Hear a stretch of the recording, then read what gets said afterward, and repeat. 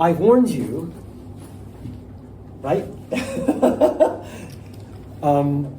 That you would probably like have trouble with it. Hi, with this story. Do you want to give a summary? What the heck is it about, right? Did you feel frustrated, or could you get your head around any concepts, what's going on in this thing?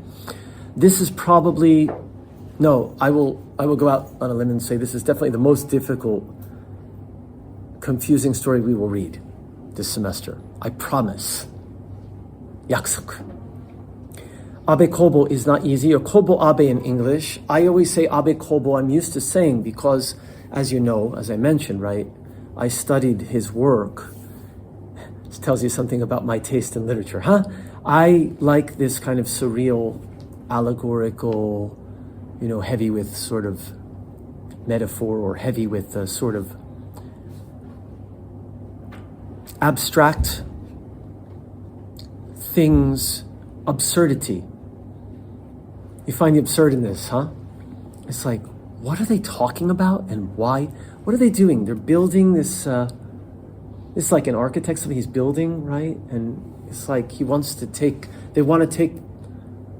like let's take the second floor where we are now and move it to the first floor, or move it to the fifth floor, kind of thing. Like that makes no logical sense, the kinds of things happening here. And we may ask, what's the point of this? And this is what we're going to talk about. I'm going to help you through it, I hope. But I want to talk about first a little bit who is Abe Kobo, and give you his biographical background. And this may actually help in some ways to, why he's writing this kind of fiction. Before I start, even, maybe I said this earlier, like last week or at some point. Any of you familiar with Franz Kafka? Henshin, Metamorphosis. That is like a story that, right, some of you nodding, I'm not sure about in Japan, but in, like when I grew up in the US, now it's like the US is like Abe Kobo world. Trump is smashing the east wing of the White House. Why? He wants to build a ballroom. That's pretty surreal, isn't it? But when I lived and grew up in the US, when it wasn't quite as surreal as it's become now, because it's become quite weird under Trump, especially. Though for years one could argue it's been getting weird, and the whole world's been getting weird and weirder, is that Franz Kafka. When I was in high school, we did The Metamorphosis. The Metamorphosis is considered a novelette, which is like between novel and novella. It's long, short story and novella. It's longer than a short story. I mean, it's a long short story, or it's a short novel. And a novella is a short novel, but it's, I think, a little bit shorter than that. Okay, so it's kind of long as a short story. Has anyone read it? Only one? Anybody else? Just one? What happens in the Metamorphosis? Gregor Samsa, which is the name of the protagonist. Oh, I gotta turn that off. Wakes up one morning to find, oh my God, I turned into an insect. Gong. Yeah, this is a famous story. It's like a cockroach, like a gokiburi kind of thing, but actually the text doesn't tell us this. So, like, scholars have, question, is it really gokiburi, or is it something else? Is it beetle? Is it, some kind of bug? This is surreal, huh? Surrealism. André Breton was I'm not going to go into all that, but the surrealists were actually a group of people, right, in France who created art, literature, and other forms of art, meaning painting, like what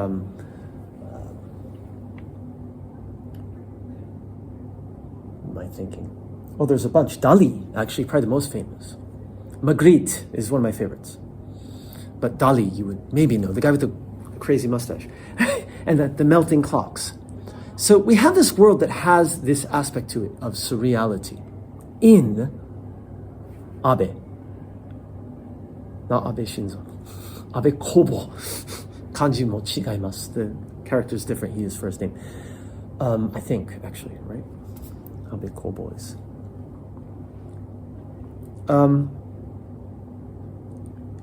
So some call Abe Kobo the Japanese Kafka. That's why I mentioned Kafka, and that's why I asked if you knew Kafka. Kafka's famous for other things too, but the main is Henshi metamorphosis. So you have a man waking up in the form of a bug, and there's a heavy metaphor in that story. He was, I'll just quickly talk because this will connect with Abe Kobo. So he was the father, the head of the household, yeah? Husband, father.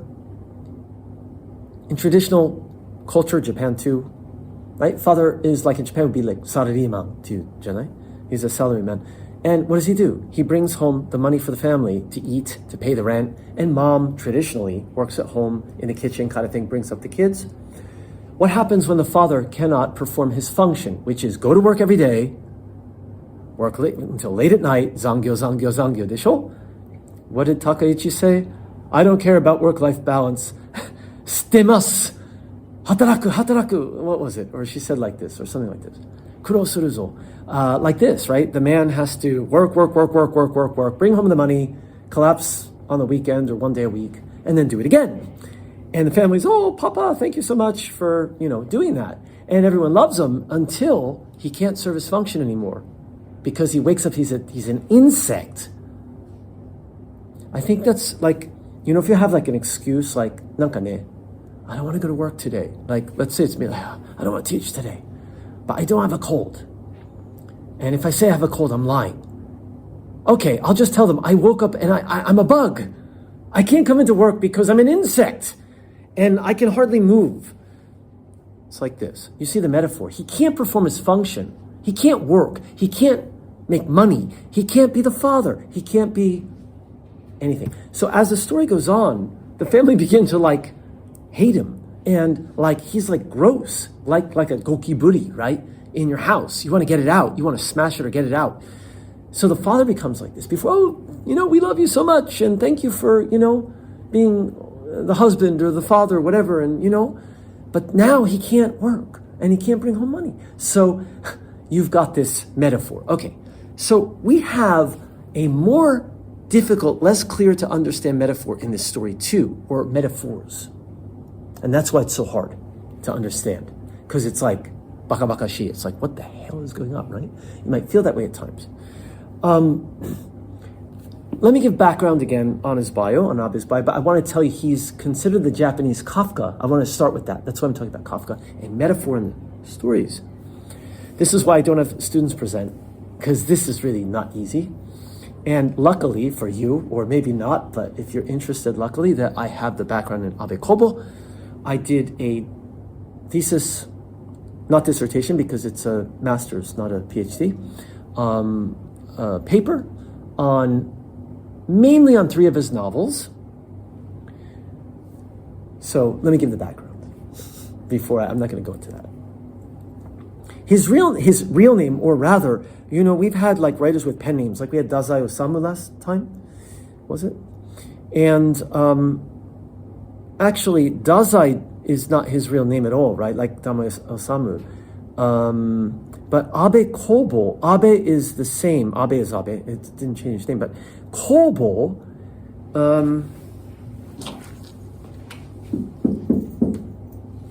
make sure I write it correctly.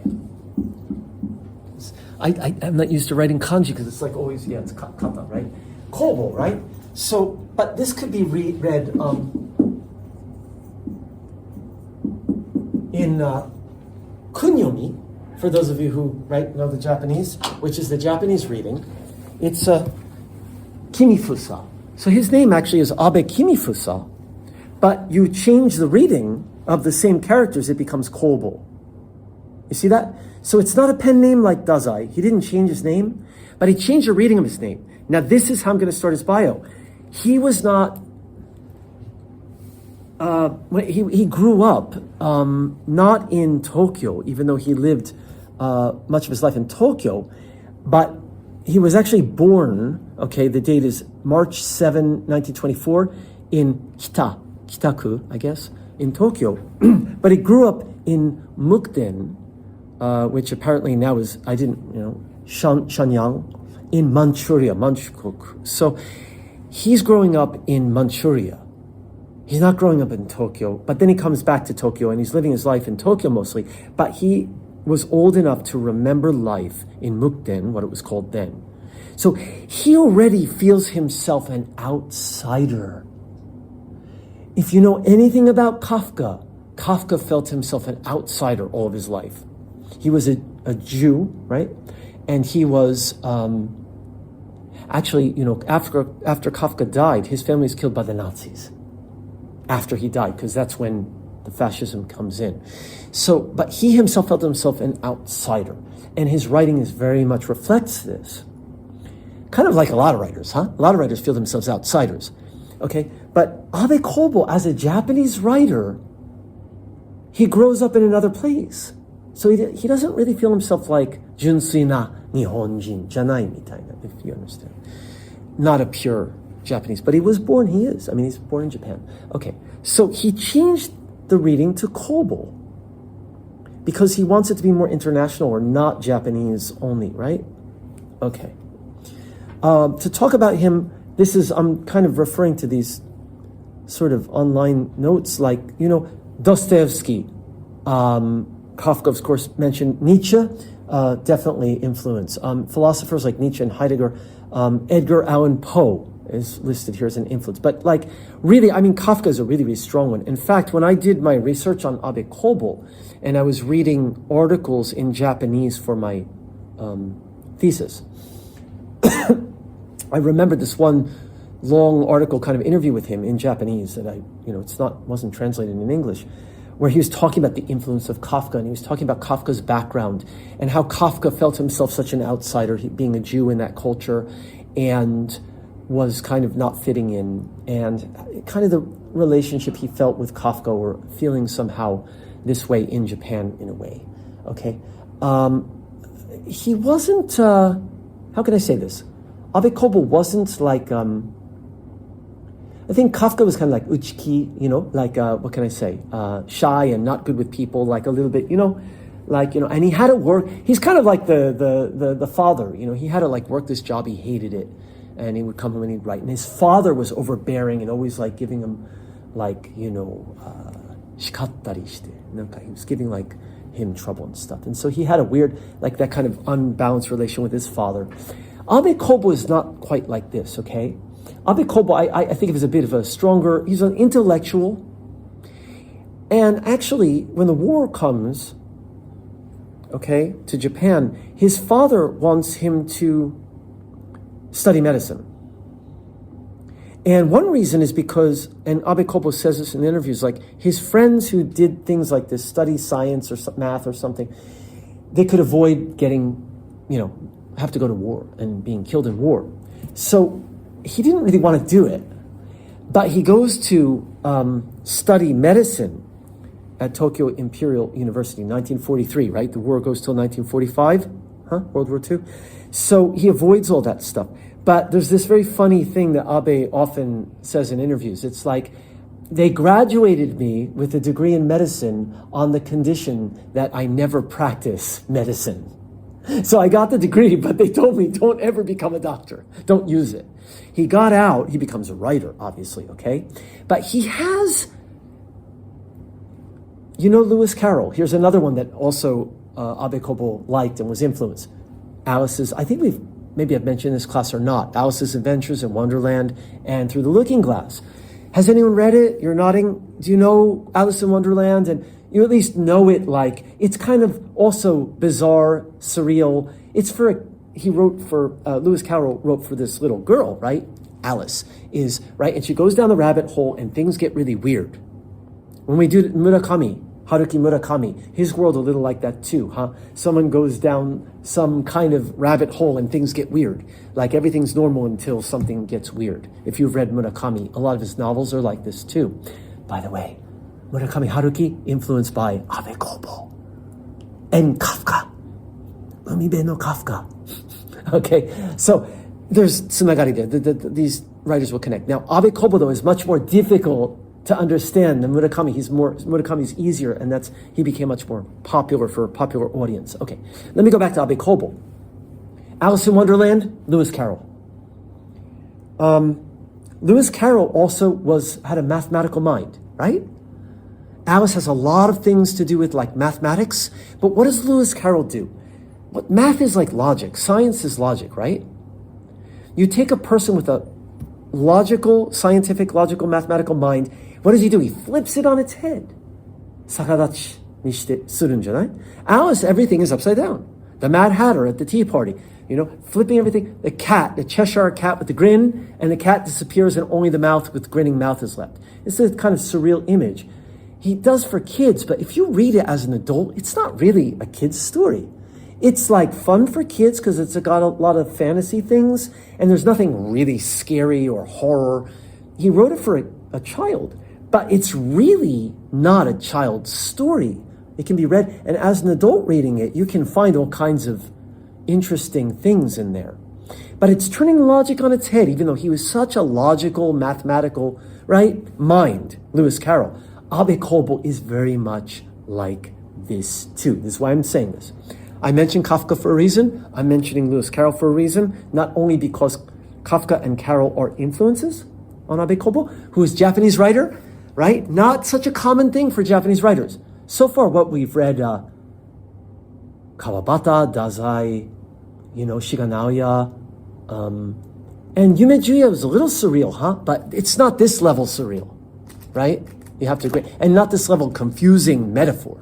So Abe Kōbō is more similar to authors, I think, like Kafka and Lewis Carroll and European writers. Of course, Kafka's European.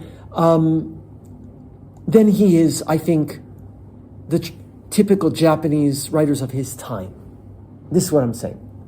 Now, as we get into later contemporary writers, writing gets crazier and weirder and becomes more like Western influenced, if you will, right? Like, so maybe European or American or whatever writings. So Murakami, for example, is a blend of, I think, Japanese. There is a Japanese writer in Murakami, if you will, but he's much more Western, right? His way of pasta and coffee. We're not talking about Murakami today, but I mention him because there's kind of a connection. He's like a latter day Abe Kōbō, made sort of simpler for a wider audience. But he's got that kind of thing going, but it's not quite to that degree as Abe, in terms of the surreal and the, this kind of hard to understand metaphor that Abe is known for.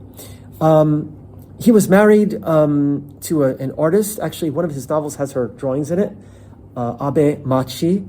And we should get to the story. This is the problem always. There's not enough time. There's so many things I want to say. But I want to get background on Abe Kōbō because it kind of helps to understand why he's writing these kind of stories and to give context of, like he is quite different from a lot of Japanese writers in these ways. Another thing about Abe Kōbō that's unique, and one reason I like him so much and was so interested in Abe Kōbō and wanted to study his work, apart from the fact that it's challenging and philosophical and surreal, and I like Kafka, I love Kafka, I love Lewis Carroll, I love another thing, French writers, not just surreal, I talked about surrealism in France, but also existential writing.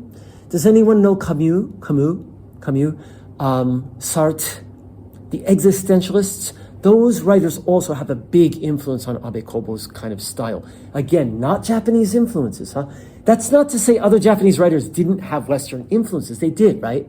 We know that, right? Starting from the very beginning when we have Natsume Soseki in the Meiji, right? Like talking about the Western influence. But he kind of like tries to keep that Japanese theme there, right? Like the old and the new, and we're changing, is it okay? Kawabata, very Japanese, right? Like we talked about like Yukiguni, but like even the dancer of Izu, a lot of very Japanese. But Abe Kōbō, we're in another world almost. Except, going back to the story for a bit, it takes place in Japan, right? We're in Japan, and we have Japanese red tape. You know that word? Do you know what that means? Red tape? I don't mean literal red tape. Okay, you can go hyakin by red tape. Red tape is like, like when you have to go to the city office to do something and you have lots of paperwork and then you want to get something approved and they're like, you need the hanko, but then you need to get the hanko from the local office. So you go to the local office and they do, and then they send you somewhere else. And like before you can get this little tiny thing approved or get some little check for yourself or whatever it is, you have to go through all the red tape.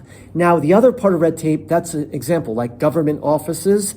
But another kind of red tape would be just like if you work in an office and you have to get something, right? You go to a meeting, another meeting, and you have to, kacho has to approve, and then the next, that's red tape. Do you get the red tape in here? But in addition to the red tape, you have the absurdity, like let's move this floor to the other floor. And you have this thing going back and forth, right? With this architect, this guy's been hired, and he's like, I can't build it that way, that's impossible. And they're like, are you trying to argue with me? Or what, you don't have confidence? We'll hire somebody else to do it then. Or, do you know the word gaslighting? It's like this, right? That word didn't exist this time. That's like a more recent word. They're like gaslighting him, right? Like try to make, like turn it around, like everything he says. Okay, so I'm sorry I'm jumping back and forth, but this part of the story, you see, one of the themes, right, is this kind of thing, this kind of, right, the red tape, Kafka too. The Metamorphosis does not deal with this as much. It's about the man who turns into this insect. But of course we know that he, right, it's the office work thing. Has anyone heard of or read, going back to Kafka, The Trial or the Castle, the two novels? They're unfinished novels he left behind. When he died, his friend and fan, in a way, like who thought he was a genius, Max Brod, he told Max Brod, I'm going back to Kafka because I can't talk about Abe without talking about Kafka. Actually, Kafka is that important to Abe, actually. Max Brod, Kafka said to him, burn these manuscripts, the unfinished stuff and other things that weren't published, burn them, get rid of them when I die. And Max Brod said, okay, Franz, got it, cool, you can trust me. Franz Kafka dies, he's like, I'm not burning this. This guy was a genius, I can't destroy these like, so they were published, translated and all that. We have those novels. Some of them actually end in the middle of a sentence. Like, I think The Castle ends in the middle of a sentence. And some publications leave it that way. It's kind of cool. It's like it leaves mid-sentence. It almost doesn't matter because it's da-da-da-da-da because it's going in circles and never getting anywhere. In The Castle, the main character's name is just K. No name, just K. He's an everyman. That also, in Abe Kobo, same thing. Everyman. This character is an everyman, we say. Kafka, everyman, K. K is trying to get to the castle, or he's in the grounds of the castle, but he's trying to get to the head of the city. It's a red tape thing, you see? He's trying to get, he has a question, he has something he wants to discuss that's very important. But you go through this novel, which actually, even though unfinished, is like several hundred pages, and he never gets there. And it ends mid-sentence with him still trying to get to the head and get his thing, which he never gets. You see, it's this world, guru, and you never get there. You know existentialism. That's why I mentioned this. If you know Camus or Sartre, there's a thing about, right, in existential philosophy. It's like life has no essential meaning or purpose. But the existentialist is actually not as negative as some people think. Do you know the term nihilism? Nihilism means no point in anything, F it, who cares? The end, boom. That's like very negative, right? People would say. It's like, I give up, who cares? Or I can do whatever the hell I want because nothing matters. That means you could just like break the law or kill yourself or whatever, who cares? Existentialism is not nihilism. Okay, but some people mistake it. Existentialism says life has no essential, fundamental purpose, except the purpose we give it, we make for it. So make your life have purpose. In a way, it's life affirming, but it's saying don't expect life to have some great purpose or goal. So why do we live? We create meaning. I want to study literature. I want to play the guitar because I like it. I want to write. I want to go hiking. I want to get married and have a kid and a family because I want to do that. And that's the meaning that we gave life. And that's the reason we're living for it. But don't expect like you do something, God's going to reward you, or you do something bad, God's going to, like heaven, hell, and religion. They kind of, it's not the same as, say, Christianity in the sense of like heaven, hell, and this, that, and the other. The existentialists just say, look, don't even talk about, these things. Just, you create your purpose. And from that, you create a kind of morality too, or you create, you know what I mean? Like you don't, okay, anyway, we shouldn't go too much into it, but actually, there is the story, the outsider or the stranger. Do you know this? Camus? This is one of his most famous, the stranger, or it's ihojin. Nihongo版はihojin to you. It's like sometimes translated as the outsider or the stranger. And Meursault is this character who commits a murder, and then he goes, he sort of like defends like because of this and whatever. So it's this kind of thing like where does meaning come from or morality? Okay, so Abe Kobo has this thing with red tape and has this thing like Kafka, right, going around and around and around and around, getting nowhere. No meaning, it seems, or frustrated with the system. Actually, I'm talking about two different things, aren't I, a little bit? The Kafka, going back to Kafka, is this guru, never get anywhere, red tape. He has to go through all these things and he never gets there. This story is kind of like this, huh? This story is kind of like the castle. Guru, but a little bit different, huh? But this is using that absurdism. We have that in Kafka. We have that in Abe. We have that in Lewis Carroll in a different way, where things are absurd and crazy and make no sense. And we have the idea of the outsider, right? Like Kafka felt an outsider. I just mentioned ihojin. That's a bit about morality and meaning of, right? This existential philosophy in that book. All these things, 難しいでしょ、すごく。なんで、実はね、これ大変難しいんですよ。Actually, I always struggle with how to present this. I think all of this stuff is really interesting. Okay, I will tell you this. Obviously, I studied it. But not everybody might, okay? But maybe I want to give you a taste of these things. I'm mentioning all these things because without them, it's kind of hard to understand what the heck is going on in this story. Hopefully, this background I'm giving now, you don't have to have read Camus' The Stranger, or Lewis Carroll even, maybe one or two of you have, or Kafka's Metamorphosis, or The Castle, right? Most of you have not read most of these things. Or maybe you've heard of it, but you don't really know what is it about. So I'm mentioning them because these things, without these things, we don't have Abe Kobo. But none of them are Japanese, right? You see what I mean? Like when we talk about Kawabata, or we talk about Shiganaoya, it's like, or Akutagawa, like he's influenced by, say, Buddhist stories from India, right? And he's influenced by, say, Edgar Allan Poe. And that's a Western writer, right? But there's also something Asian there. There's something Japanese too. Like he liked Shiganaoya, right? And this kind of thing. But with Abe Kobo, where's the Japanese influence? It's almost not there. And in that way, I would argue Abe Kobo is one of the first truly modern, like Japanese authors. When I say modern, I'm not saying other authors aren't modern, but I mean to take these Western influences and really incorporate them. But yet he is, I will argue, still very much a Japanese author, and there are Japanese things in his stories. And I think Murakami does this too. He gets even more Western with the pasta and the coffee and the Beatles. But Abe Kobo is kind of the first to do this in a way, I think, like major writer to do this. And so actually, if you're interested in Haruki Murakami, it's good to know a little bit about Abe Kobo, because actually you see he's an influence on Murakami later. Okay, so I've said kind of enough about that. Oh, my brain goes pew, pew, pew, right, in the way that I lecture, because I don't do notes all neatly, right, in order. So excuse me for that. But one thing I was about to say and didn't, and I'm coming back. I said one thing that interested me about Abe was ... and it went off. What I wanted to say was, in addition to writing, he also was interested in photography. He took photos. He also was interested in theater. He directed plays. these kind of absurd plays in Tokyo, by the way.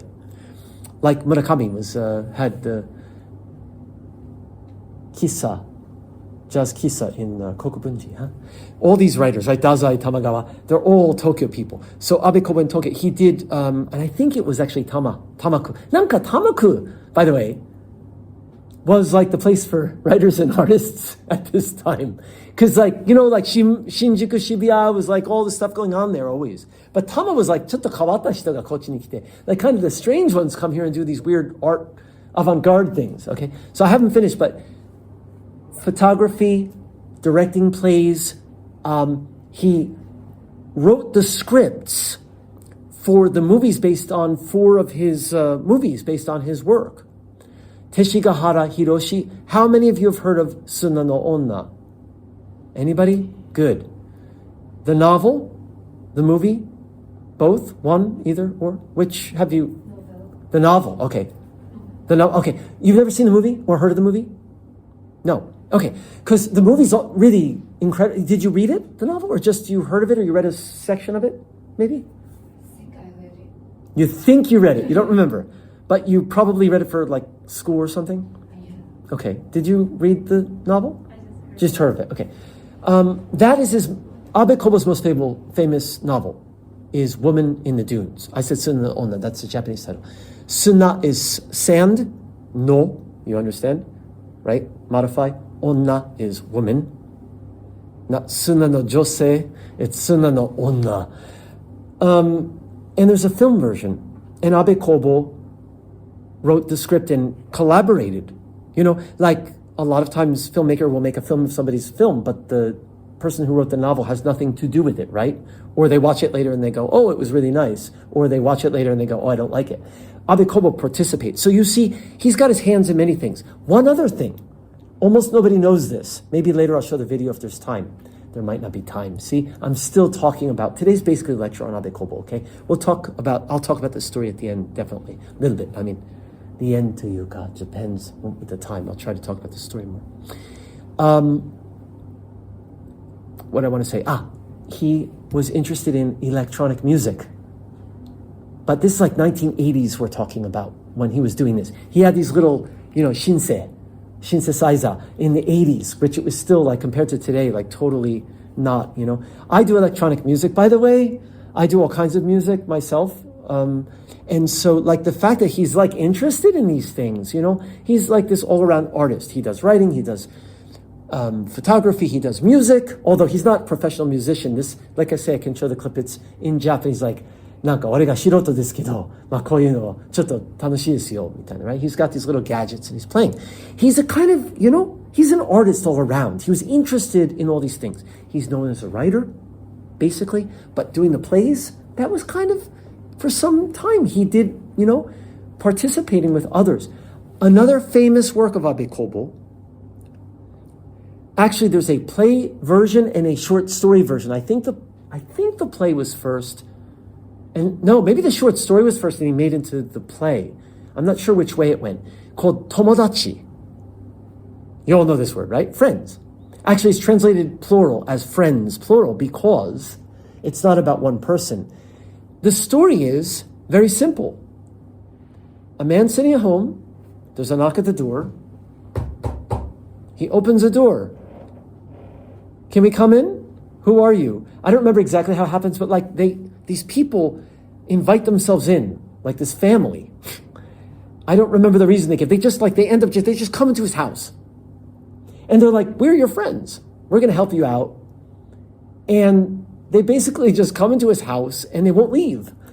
And there's a saying by Sartre, who is this existential philosopher. Again, you see why I'm talking about these things, because I can connect them.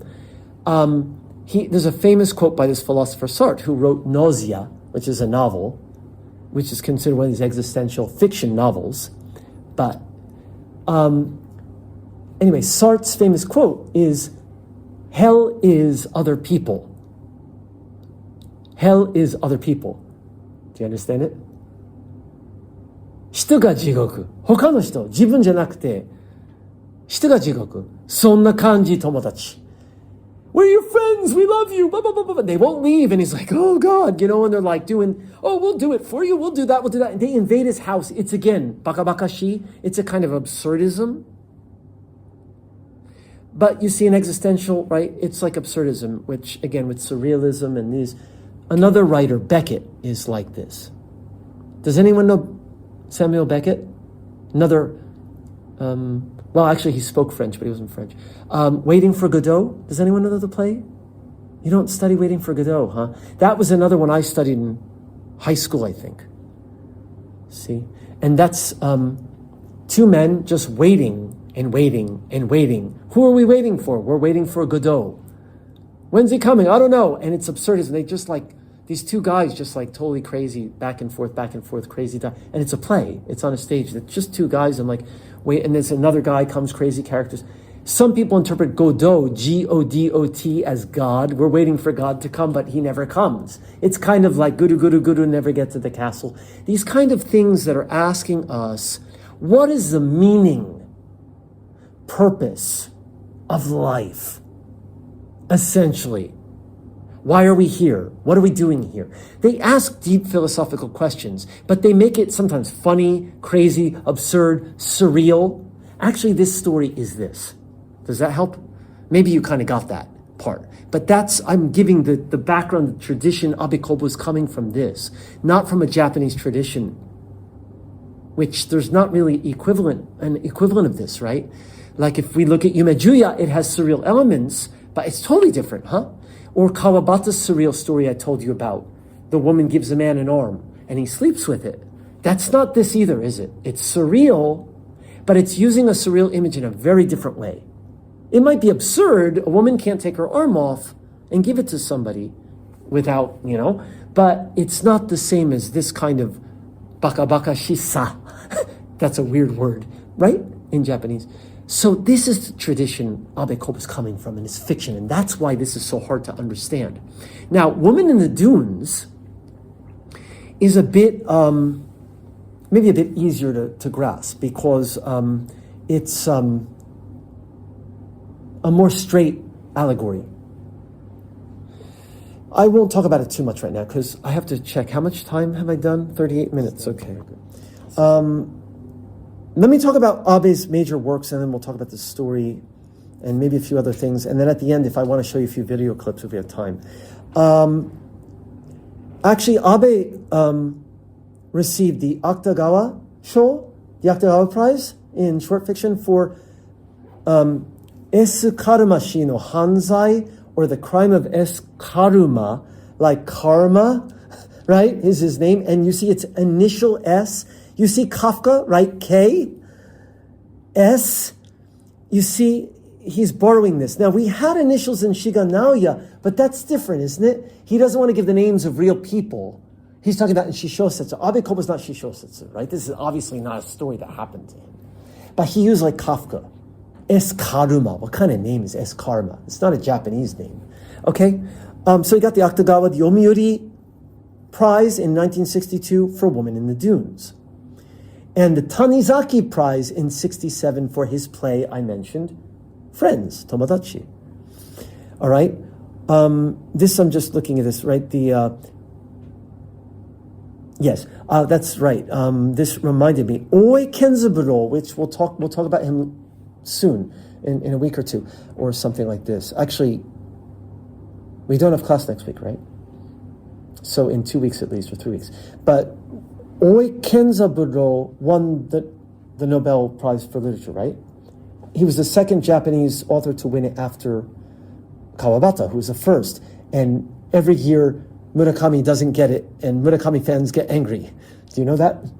Right? Like, he didn't get it again? He's getting so old. He just published a new novel. You got to give it to him, otherwise he's going to die. He's never going to get it.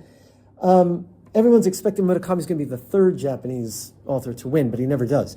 But Abe Kobo was actually nominated, and then he died in 1993, and then Oe got it in his stead. They were friends, they were contemporaries, they respected each other. Oe said mean things about Murakami, but Oe respected Abe, okay? And Oe and Murakami did Nakayoshi later, by the way, so the story's okay. But in the beginning, he was mean. Okay, we'll talk about that later when we talk about Murakami. All right, so he got the Nobel. He was nominated for the Nobel, but he died. Major works by Abe Kobo. He's mainly known for his novels. But before, right, in his early days, the play Tomodachi, right, he got the prize, and he got also for Eskaramashi no Hanzai, which is Chuhenっていうのかな? Kind of like Metamorphosis I was talking. It's longer than a short story, but it's shorter than a novel. It's actually the first story of a Tanpenshu, but it's the longest story. And then after that story, there are some Tanpen, short stories. And that story won the Akutagawa Show. Okay? So he did get some serious prizes, and he was nominated, like, for the Nobel. So that's, like, pretty, or he was going to be nominated before he died. And then he has plays. And then he's known for his novels. Major novels, I mentioned Woman in the Dunes, Tanin no Kao, the Face of Another, also made into a movie. Teshigahara Hiroshi was director.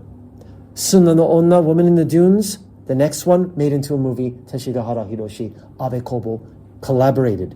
And another one, Moe Tsukita Chizu, The Ruined Map. It's a detective story, but it's a philosophical detective story. It's that kind of guru where the detective can't really solve the case, and it's philosophical. That was made into a movie, Teshigahara Hiroshi, the only one that's in color.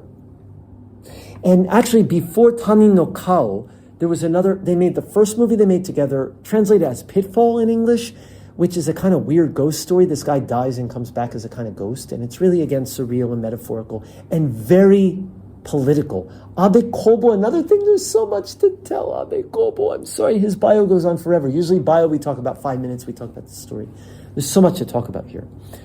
I'm sorry, but also I'm not sorry because this is how I do Abe Kobo Day, okay? Because this is just impossible to talk about otherwise. And this is why I do, and I don't ask students to do this day.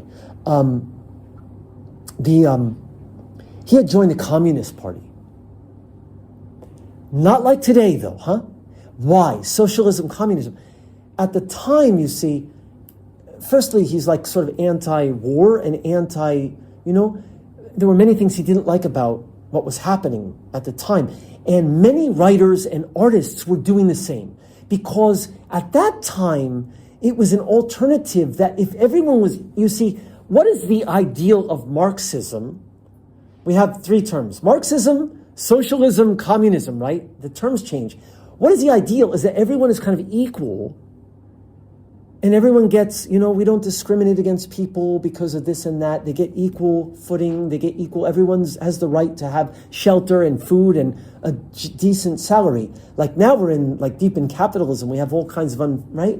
Things are not fair and we have wars going on and people suffering. So it was kind of, Abe Kobo thought, this was like the solution to this. And he wasn't alone. Like I say, other writers and artists were doing this at that time. But then he saw Damasareta. That's not what it is. And the people behind it are not really what he thought. And he got really upset. And he wrote a piece that was anti, and he was upset with the party. And they kicked him out. They said, well, you publish this piece, get out. And he's like, gladly, yorokonde, bye-bye. So he wasn't happy with what was happening politically in Japan, but he also was not happy with their system. So Woman in the Dunes, by the way, can be read as a political allegory as well. It's a kind of anti what they did. Like how much time do we have to talk about Woman in the Dunes? That's another thing. But actually this story is like this too in a way. It could be read like the kind of ridiculous things they tell you to do and they expect you to follow. But it doesn't make sense. So then they gaslight you and you're supposed to follow. And you get that in this story too. Build the second floor, move it to the other thing. Huh? What? You don't have confidence? What? We should hire someone else? Remember that part? It's like this. Woman in the Dunes, you have this man is trapped underground with this woman and they're shoveling sand because the sand comes down inside the home. And unless they shovel it, they get buried, literally. And the villagers on above them are controlling them that way, because what they do is they let down a bucket, and they fill that with the sand and they pull the sand up in the bucket. and then they put the food and the water down so they can eat. If they stop shoveling, they'll get buried in sand and die. And if they stop shoveling, they won't get food and water and they'll die. So who has control? So that can be, you see? Is that making a little more sense? A little bit. We're going to talk about, you see? And that thing, guru going around, red tape. Who's in control of who? You see. So Abe Kobo, there's a major theme in him. So I'm giving this long working up to this. It might make more sense as I talk. Hopefully it's starting to, you can see what this allegory is. Even if I don't talk about all the details of this, if you read it again, it might make more sense now. You look at the attitudes and put away the ridiculous part. It is ridiculous. What's going on? All the things in this company, or whatever you want to call it, thing, and they say, right? You remember the scene, they say, Tadaima, they say Okairi, and he's like, what? I don't live here. Why are they saying Okairi? It sounds like a cult or something, right? Like the cults do this, right? Okairi nasaimase, you're back home. Who are you? Isn't a cult like this? You worship whoever's the leader. Asahara Shoko. Do you know who I'm talking about? Not all of you will, but Japanese students, you know who I'm talking about. The sarin attacks on the Tokyo subways, Om Shinikyo. Asahara Shoko was the leader. Right? Okairi nasai, and then people come and they do what he says because he's the boss or the leader. And he says, I want you to take these packets filled with poison on the Tokyo subway. And what do? They threw them on the ground and they use a sharp stick or whatever and they popped the bags and all these people died. It's really famous. By the way, again, Haruki. Does anyone know his nonfiction book about the sudden gas attacks? He wrote a nonfiction piece on this. What's it called?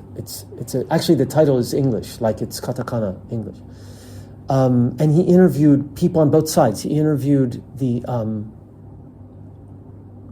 people in Om Shinikyo who were involved. He was able to interview some of them, and he interviewed people who survived. And anyway, underground. Anyway, so I'm going back to this. Okairi nasaimase, huh? I don't live here. I'm not, your shakai, kaisha. Kaisha is little shakai, right? The company is your society and you belong and you have to follow the rules even if they make no sense. Isn't that what's happening in the story?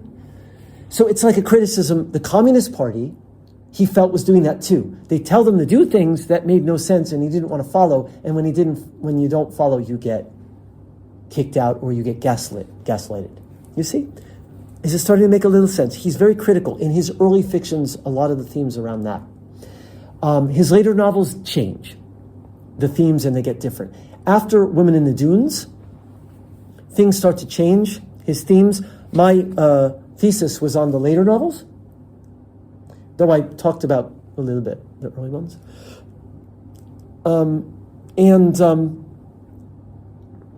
The Boxman, 1973, Hako Toko. You know this? You look like making really yanakao. Did you read it? I love that novel, but actually there's a reason that you would maybe not like that novel. Many reasons. It's not a pleasant, world to be in. It's difficult to understand. It's heavy with metaphor. It's got some, I think from the women's perspective, it might seem a little bit right? The portrayal of women might be yana kanji for some women. I could totally relate and understand that. And actually the one that comes after that's even worse, so don't read it if you didn't like that, called Mikkai, or Secret Rendezvous, but there's a lot, again, it's heavy with metaphor, but the metaphor is not so clear, and so if you kind of understand what the metaphor is, it makes more sense. It might change your feeling about that meaning-wise, but not, but Skikirai ga tsuroi to moshi, a lot of people find his novels impossible to understand and just seem what am I reading and why? right? So that's a very common, that's why I'm presenting and not asking you to present, you see, but he was an intellectual as well. He really was. And he had that science math mind, but again, like Lewis Carroll, he's flipping it, but he's also using it to make commentary. Now, this again, I'm sorry, my talk also goes around in different directions because it's really hard to talk about Abe in one way. He's similar in some ways, we'll talk about Oe later. Oe is very political in his early novels. He's criticizing like war and, suffering and discrimination. The story we read is really, we have an American soldier who is treated like an animal. And he's black.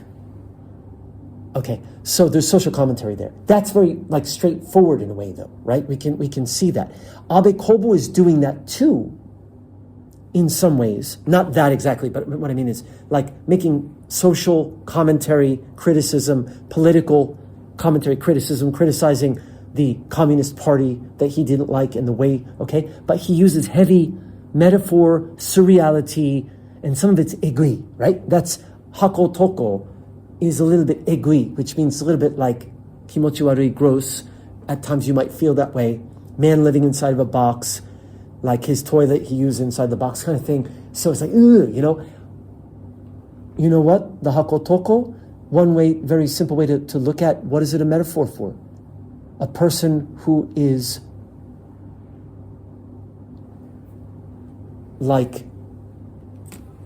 ignored, unseen in society, untouchable. Like in India, you have the untouchables, you have the people at the bottom of society. Who lives in a box in society? Who's in reality? Who are the people who live in boxes? Homeless, right? Even just saying this, does it make sense? That's one of the metaphors right there. And actually that book opens with a fake newspaper article he writes about how the hobos, which are the homeless people, were rounded up by the police and made to move out of their space to another space in the freezing cold. And then after all the police went and they left them alone, they went back to their original place because they have nowhere else to go. The people in society they don't want to see. They're the untouchables, right? And he's talking, actually it's in Tokyo. So it's not pleasant, huh? It's really heavy social commentary, but actually hako toko, right? The man in the box in that novel is not a homeless person per se. He's decide to live in a box. He's kind of like hikikomori, right? He wants to not be seen by people, not be bothered by people. He makes a box with holes to look through. He can look at people and do, people watching or voyeur, he can look at everybody, but they're not going to look at him. If you saw a man inside a box with eyes, would you stare at him? You would pass by. You wouldn't even want to. And if you saw he's looking at you, wah, right? That's kind of the metaphor part of it, you see? So it's quite complex, his work. But once you start to understand the metaphors, you can ground it, you see? You got to hook that. Not a hold of. Then you start reading it differently. This story too. That's why I have this long lecture. But also I'm giving lots of background on his whole world. All these influence of surrealism from France, existentialism from France, certainly Nietzsche and Heidegger. I'm not going to talk about those philosophers. Kafka, big, and Lewis Carroll, and all these things. Most of them are not Japanese influence. But I think Abe Kobo, still, all of his fiction is uniquely Japanese. This story, although it's absurd, Nihon shika nai desho. This kind of thing, like okaeri nasai. That's a Japanese thing. Or the cults in Japan say okaeri nasai. I mentioned omshini. That's a Japanese cult. They had the sarin thing. This is like he's looking at the dark side in a way. The darker side, or being critical of the not so good side of Japanese society. He is. Now, how come he can see Japan from that way? He didn't grow up in Japan as a kid. He grew up in Manchuria. He's an outsider, even though he's Japanese. He writes in Japanese. He talks in his interviews with Japanese interviewers. He's Japanese national. But his perspective is different in many ways. Now, any Japanese author is going to have some unique perspective Mishima, we haven't talked yet. Kawabata, Soseki, all of them do. They're artists. Artists tend to have unique perspective. But Abe Kobo has sarani, plus he lived in, right? I mean, Natsume Soseki went to England. He hated it, and he came back. So he's like, yada, right? I hate England. I want to preserve Japanese culture, but it keeps changing, goddammit, excuse me. And, so then he's kind of writing in Yume Juya, critical of changes. We didn't read, actually, the stories where he's doing that as much. Actually, we read different ones. But there are a couple pieces in Yume Juya where he's really critical of the changes. But Abe Kobo has that unique outsider perspective, kind of like Kafka did in his own culture. Okay, so that's really what's at the heart of this. I think the second half of the story, it's almost a story is like in 2 or 3 parts, like the part about the contest at the end, because actually the story is called The Bet in English. Did you understand what the bet was? See, this is really difficult, I think. The first half, we're dealing with this kind of crazy, I've mentioned a number of times. This guy's supposed to build this company like a certain way, like make the rooms away, and moving one floor to another floor makes no sense. And they're kind of giving him a hard time. And I'm going to share this after, if there's time. Let's talk about this story for a bit, and if there's time, I'll show the clip from... One nice thing he does, it's split into sections. We have 1, 2, 3, 4, 5, 6. It's numbered. So, all right, let's quickly try to go through 1. You have the AB company. You see, again, like every man, like Kay and Kafka, AB company. It could be any company. He doesn't even give it a fake name. AB company. And at AB company, let me show you. Here's the map. Here's a drawing. This is what I want you to do. Follow our instructions. You're working for us. We're hiring you. This is Keiyaku. Do this.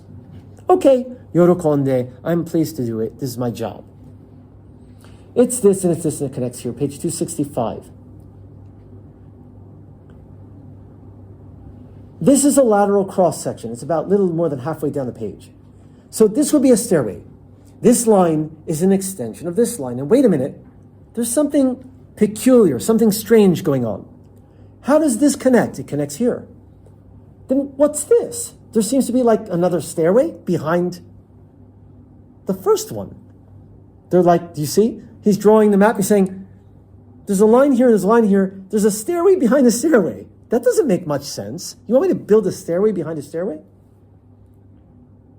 And he says, well, yeah, that's the only way we could connect the first mezzanine, the first level, with the second, without going through the second floor. Well, why on earth would you want to do that? There, you see, even you think it's strange. You see, the gaslighting part kind of comes in. But that's the sort of thing that happens when I have to put in changes haphazardly, one after another. And then the boss says, there's nothing haphazard about any of this.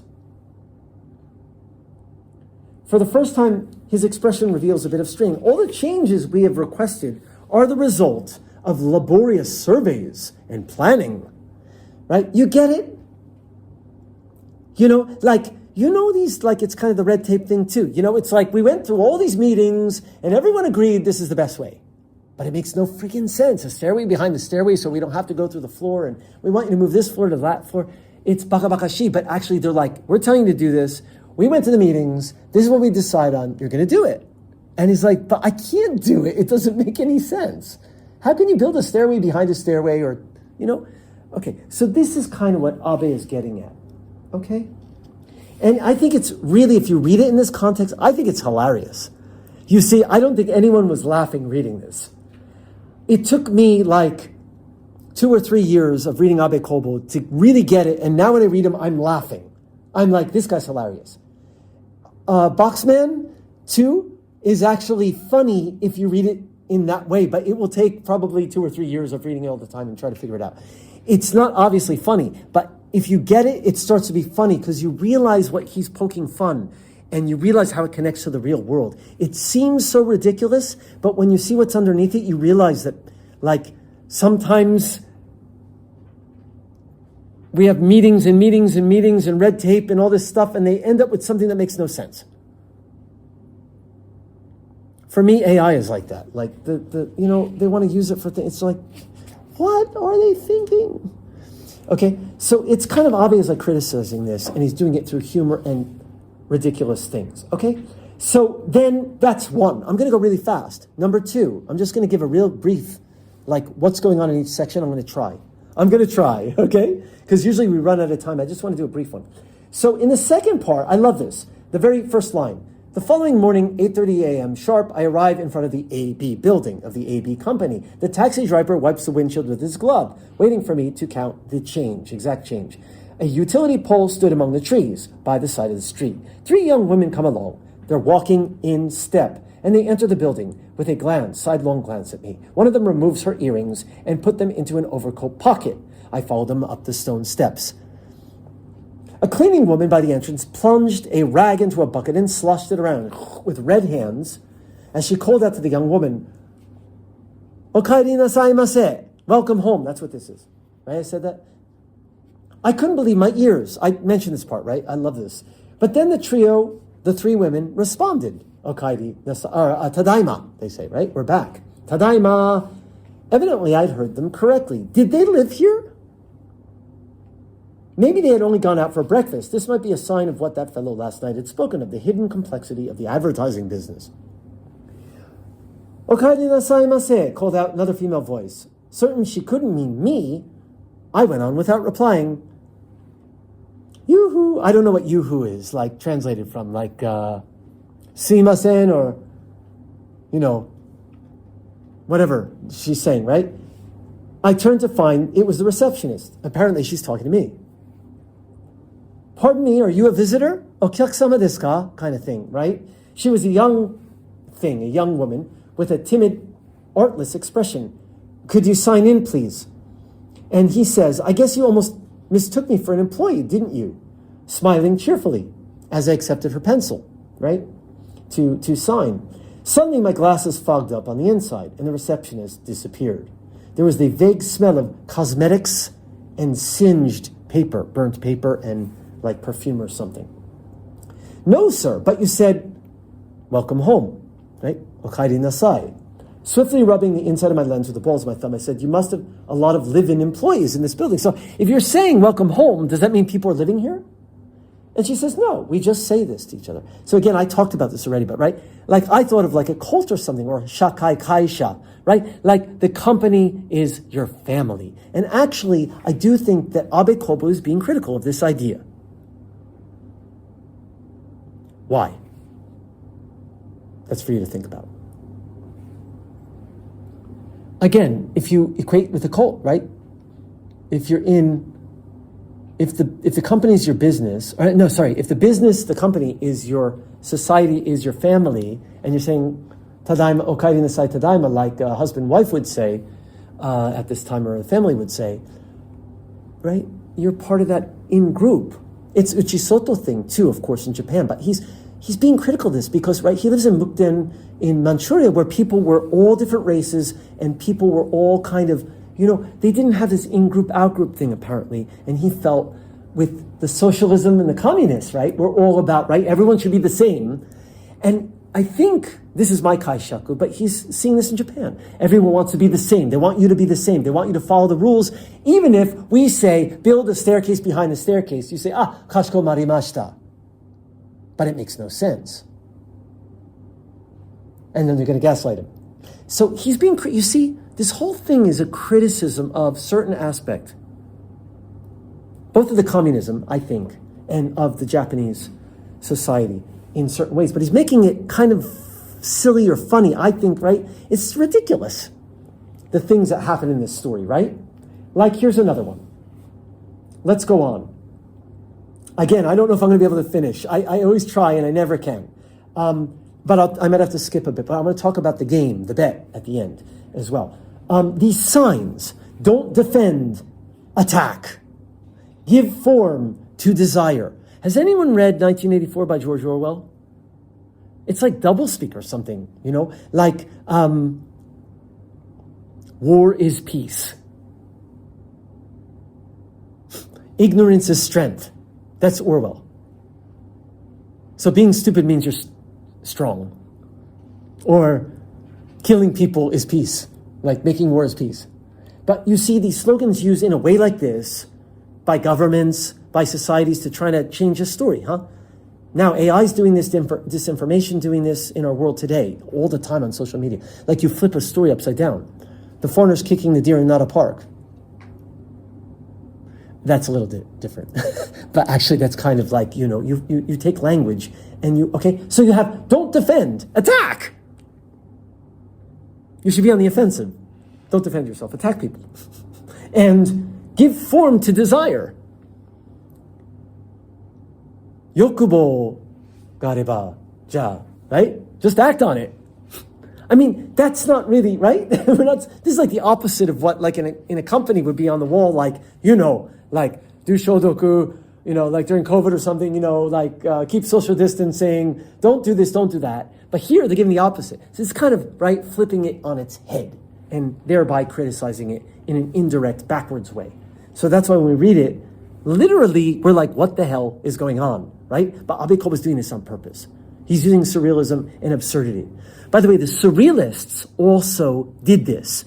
The surrealism that you see in Dali, well, Dali was a fascist, I guess, but like Magritte and these guys, like they do paintings of weird things and things are disappearing and, but the surrealists and in the writing too, Andre Breton used his writing and his words. He was very, very political, but he used like that kind of absurdism or Jean Cocteau. If you're interested in surrealism, it's not just weird. Like we use the word shuru just to talk about anything that's weird or dreamlike.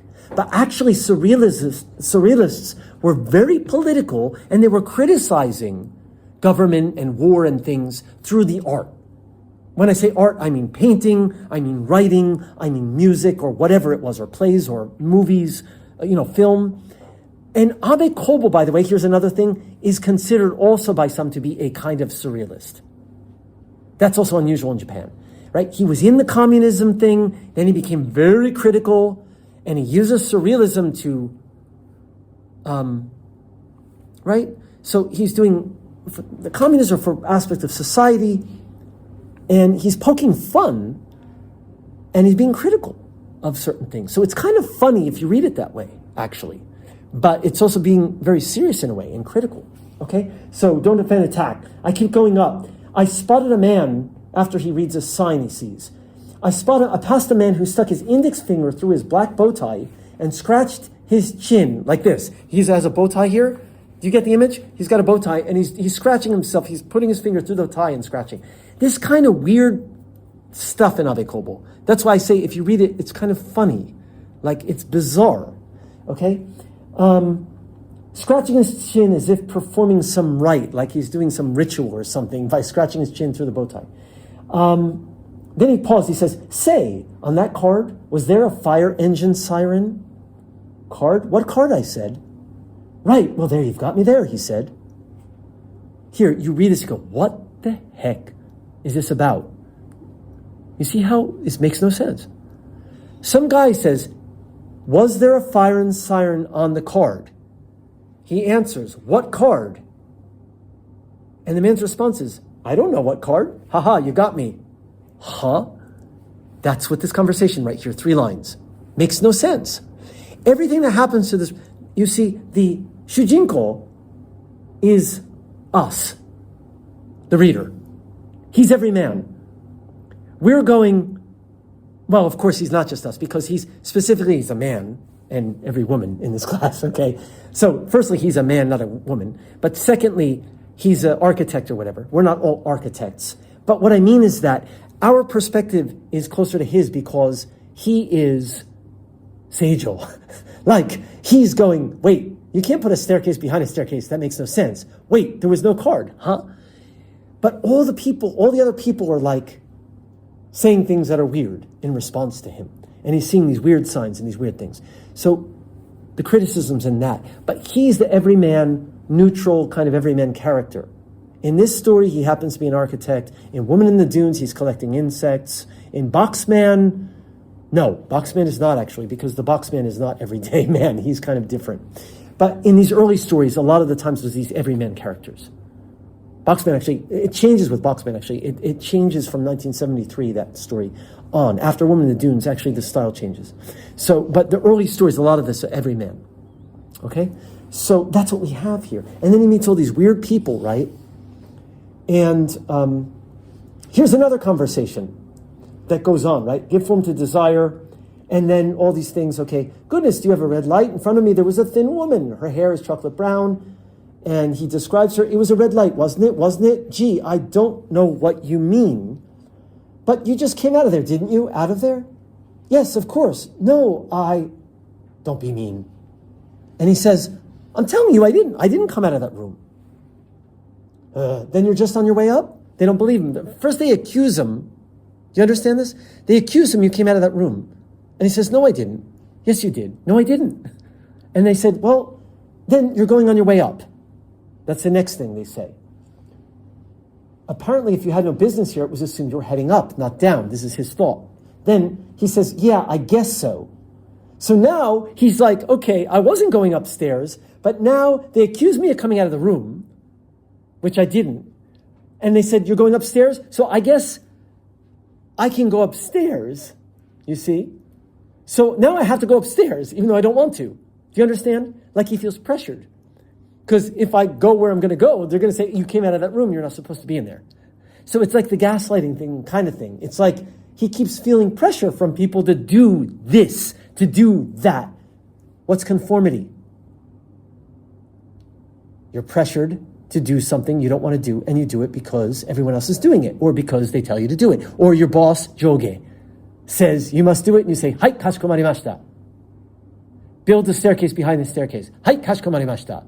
Stand on your head. Hai, kashikomarimashita. Your boss likely won't say stand on your head. But in Abe Kobo's story, he might. Because it's bakabakashi. He's critical of these things. So, hey, you just came out of there. No, I didn't. Yes, you did. No, I didn't. Well, then you're going upstairs? Yeah. Okay. So now he's like, now I have to go upstairs. You see, at every step, he's getting pressured to do something, or they're saying something that makes no sense, and he's trying to get through this thing. And that's what this is. And it's kind of like Kay in the castle. Actually, it's very much like that. That's why I say if you like this kind of thing, then read Kafka. Because like Kafka is actually easier in a way to understand, but not, because it's just as ridiculous. You have characters in Kafka who are going around and around, meeting these weird characters, telling them things that make no sense, and never getting anywhere. So it's kind of similar. Especially Abe's early stories, this early story. From Boxman, it changes and it gets weirder and harder to understand, actually.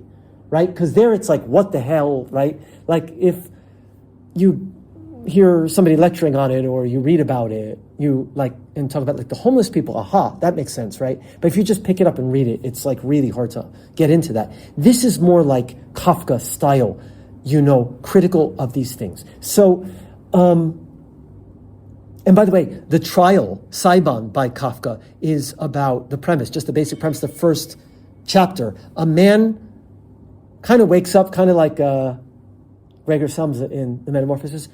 Knock on the door, kind of like Friends. Yes? The police. Why is the police here? Okay, open up.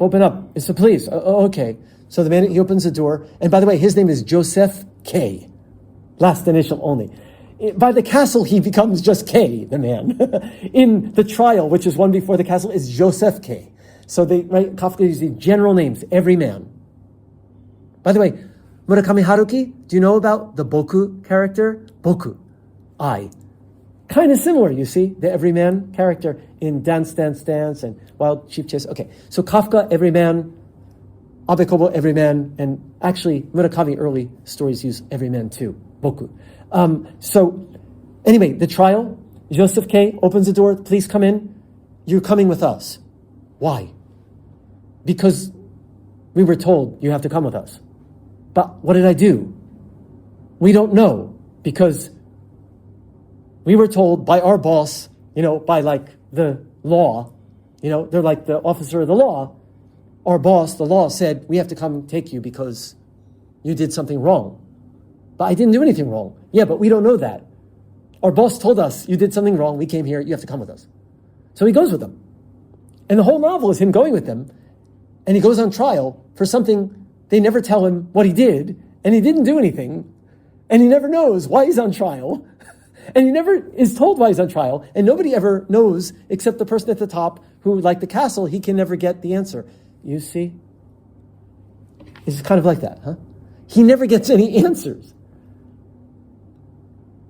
That's the point of the story, is that there's no point in a way. But it's a criticism. Let's go to the end, because again, we're not going to have time. Let's go just to the end, to the bet. What is the bet? Because I want you to understand this. The story goes on to be, it's the bet. One hard thing for students, you've never read Robinson Crusoe? Have you heard of it? You know what it is? Oh, you do. What's Robinson Crusoe? Very simply. Can someone tell me? Like, what's the basic plot? Like, what's the character plot? What is it? What's it about? Right. That's exactly what they're perfect. That's the best summary ever for this question, because that's perfect. That's exactly it. That's the basic plot, right? He gets lost, kind of stranded on this island, and he has to survive. What's the bet? Did you get it? Those of you who read Robinson Crusoe, did that make sense? They send you to the island, right? Or send you onto this place.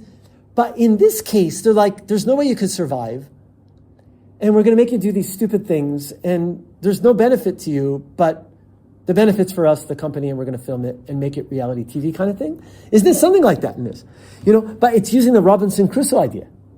Who came up with the idea? Like somebody just comes up with the idea. Oh, great idea. Let's do it. Okay, I will send them off. Okay, good. Okay, okay, finished. Okay, honko, boom, do it. What? It's the bet. Again, it's bakabakashi. But what is he criticizing here, do you think? That would be, I guess, a question that we should answer. Like, what's the point of this bet? Or what's the point, do you think, that the author is trying to sort of, tomawari make? So, let's look at page 284, like the end of 5, and then look at 6 with the time we have. I'm not going to have time to show video. Actually, it starts on 5, doesn't it? Where the bet comes up. It's like page 283, maybe even. They come up with this crazy idea, this B8 thing, and right, comes up with this idea to send this guy to this island kind of thing. Here it is. Actually, we have to go back further, don't we? Yeah, here, 281. Sorry, I'm going back. We have to. They talk about it. Robinson Crusoe and bet. Robinson Crusoe made a bet. Director, the red light. Robinson Crusoe, get me through the system. I want B8. I'm skipping down, okay? Page 281. Don't be an idiot, bellowed the company president. His chest stuck out, arms akimbo. Don't you realize the genius of that idea we just heard? So someone comes up with this like completely crazy, stupid idea, and he calls it genius. Oh, it's genius.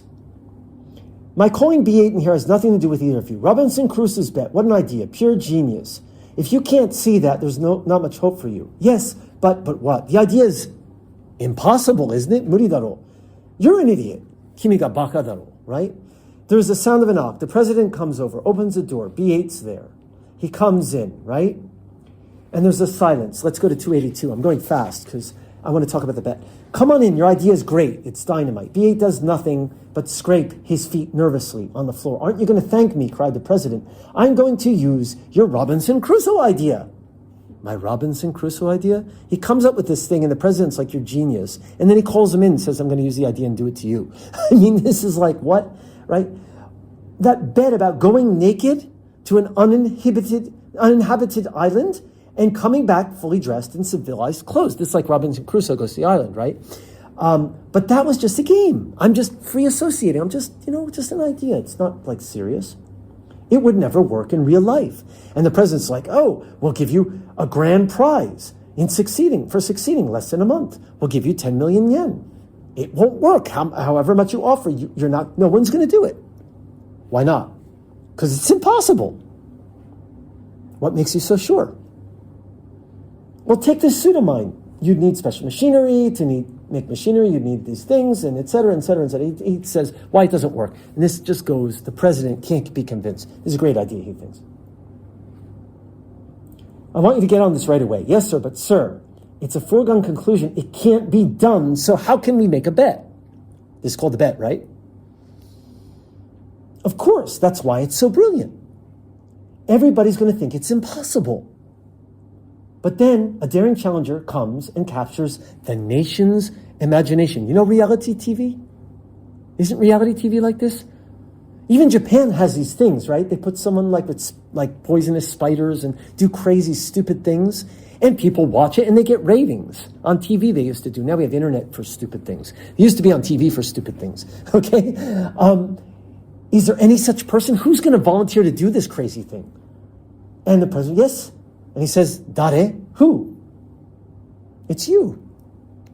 Why? Because I'm the boss and you have to do what I say. Asahara Shoko. Go on the trains, put the sarin down, and kill people. Okay. You're the boss. Kashikomarimashita. Stand on your head. Kashikomarimashita. Build another stairway behind the stairway. Same criticism. You're going to go. Your idea, which he was just joking or free association, president says, you're a genius, and you're such a genius, we're going to use your idea, and you're going to do it. And it's impossible, and we're going to make ratings, and we're going to make brilliant for our company. We make all the profit off you.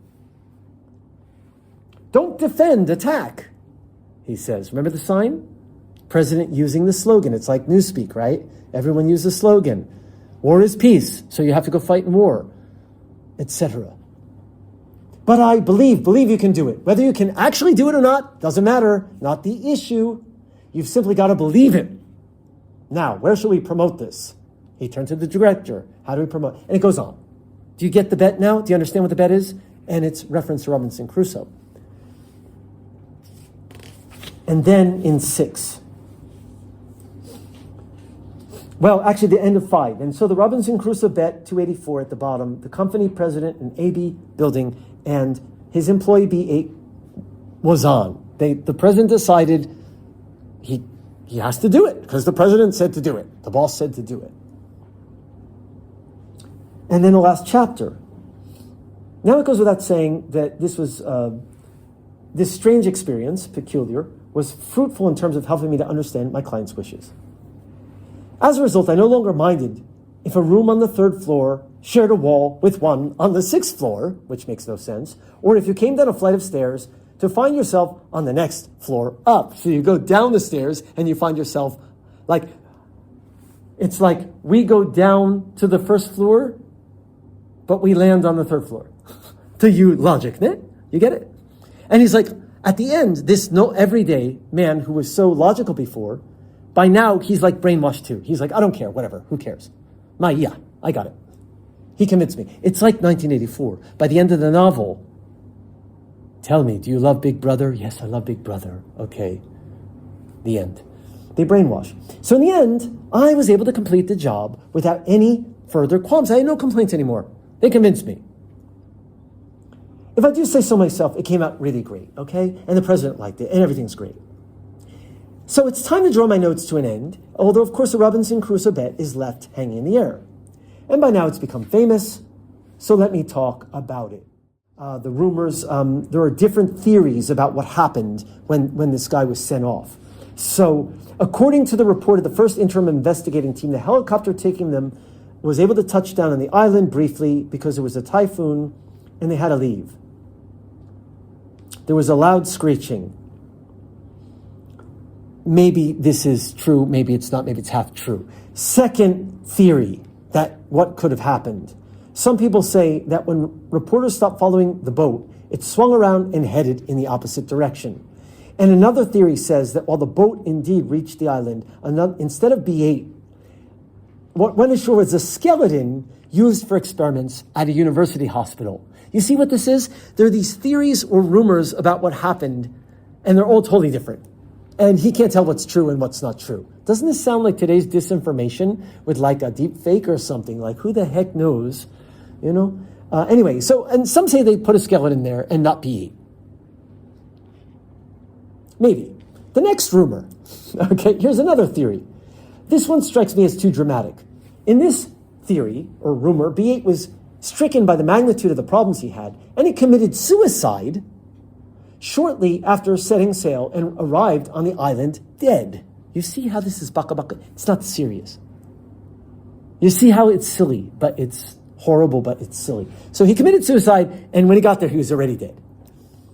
Right? The second, they put a skeleton in the island. It wasn't him. Okay? This theory is he arrived dead. This seems to me involves too romantic view of what we call modern life, the monstrosity, the horror we call modern life.